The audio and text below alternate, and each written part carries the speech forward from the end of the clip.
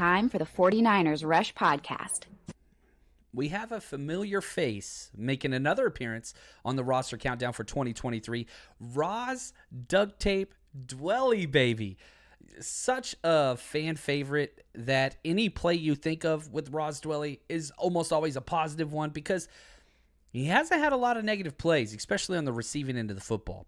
Now, as we jump into this, he comes in number 62 this year. He was 58 on last year's roster countdown. So it dropped down a little bit. Rightfully so whenever the Niners draft not one, but two new tight ends to take his spot. But we had him relatively high because we know the 49ers and Kyle Shanahan do not like to trust rookies very often unless they have to.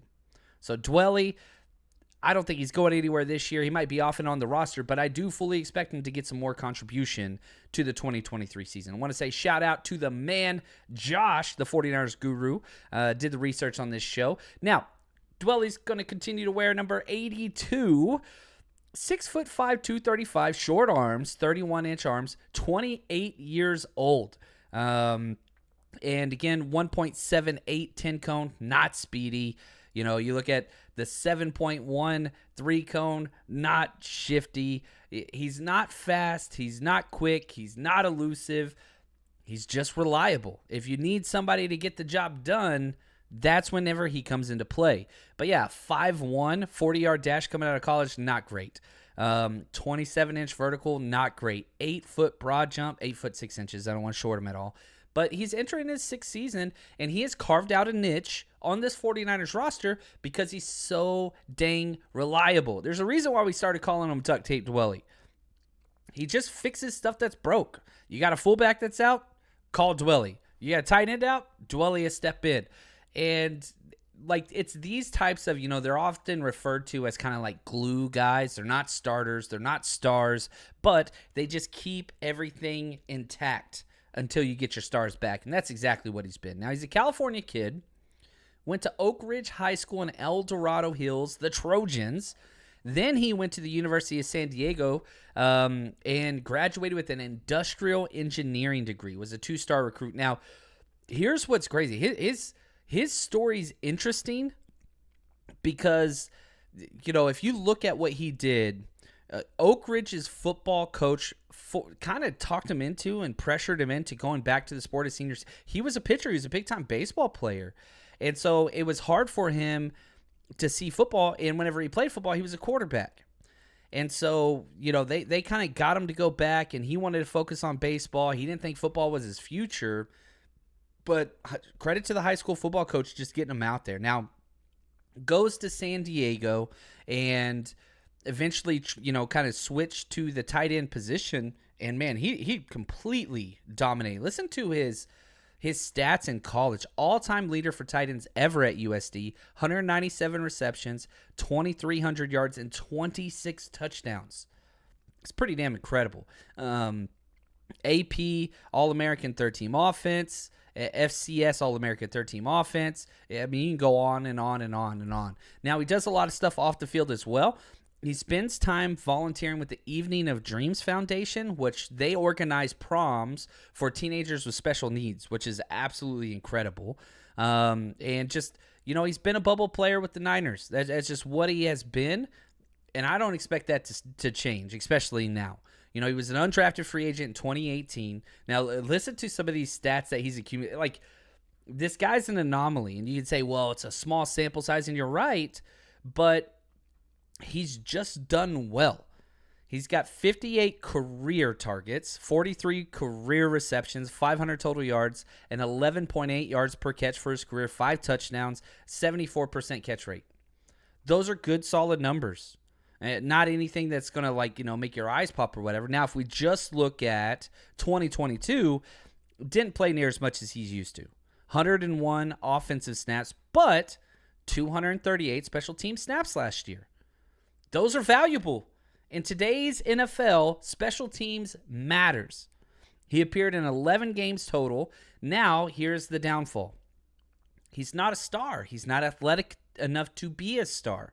He only had one game out of all 11 where he had better than a 62 PFF score. 3 catches on the year on 5 targets. Now, he only had 3 catches, but he made them count. 105 yards last year on those 3 catches, 1 for a touchdown, 45 yak yards out of 105. That's incredible. 35 yards per catch last year. Throw him the ball more. Once you got McCaffrey and Debo healthy, it's pretty difficult to chart up, targets for Dwelley or Warner for that matter, the other tight end. It just doesn't make sense. So when one finally does go his way, he better be damn well open. Now, here's what's great. If you look at his best years, 2018, his rookie year was his highest rated season with a 61.6 PFF score. He's not elite, guys. But here we go. My favorite Dwelley stat is that he has never registered a drop his entire career. Never dropped a pass. Never. But the flip side of that, he's only forced 2 missed tackles his entire career. Both of those came in 2020. But the whole story is negative things don't happen when Dwelley's around. His career NFL passer rating when targeted, 128.9. That's amazing. However, a lot of that's Kyle Shanahan, and whenever you have Kittle and Debo and Ayuk and McCaffrey and all these guys out there, nobody's charting up defensive plays to stop Duct Tape Dwelley. It's just not going to happen. Now, total transactions for his career whenever he came in 2018, just with the Niners, 12 total transactions being released, practice squad, activated, released, practice squad, activated, 12 times. He's started 17 games, almost every game. Kittle's been injured. Dwelley has been the guy, except for when we had Tyler Kroft. He's played in 72 games, though. He signed back on a 1-year, $1.7 million deal this year, $700,000 guaranteed, which the Niners got pretty lucky because they got a veteran exemption for him.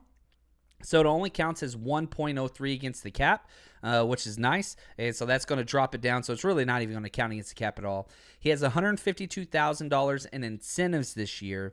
I went back and looked up his career earnings.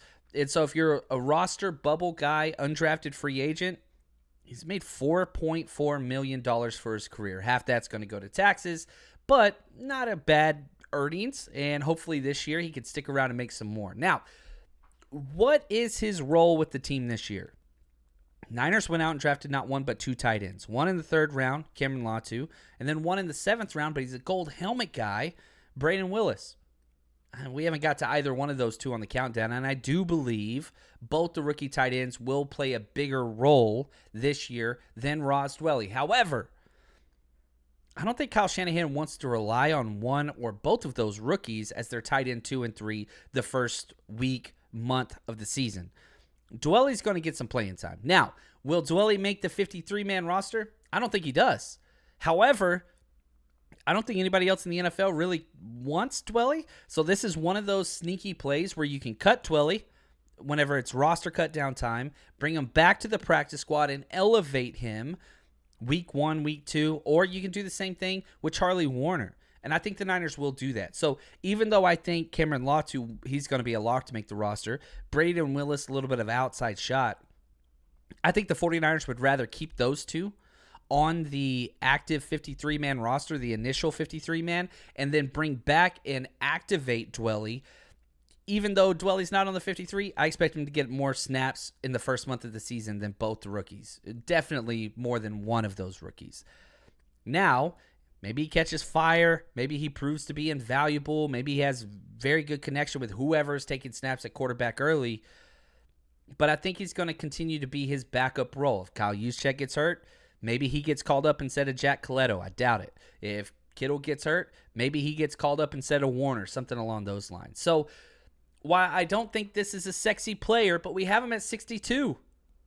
He's going to be playing at some point for the Niners this year. My guess would be probably 3 or more games. If I had to set the over-under, I'd set it at 2.5 games appeared. And that's why Ross Dwelley's 62. And it's been a credit that he's been able to stick with the 49ers. And the 49ers have rewarded him, giving him that contract with $700,000 guaranteed. So hope he gets paid. Hope he gets some of those incentives. We'll see what he's got. And for us, we'll just keep counting them down.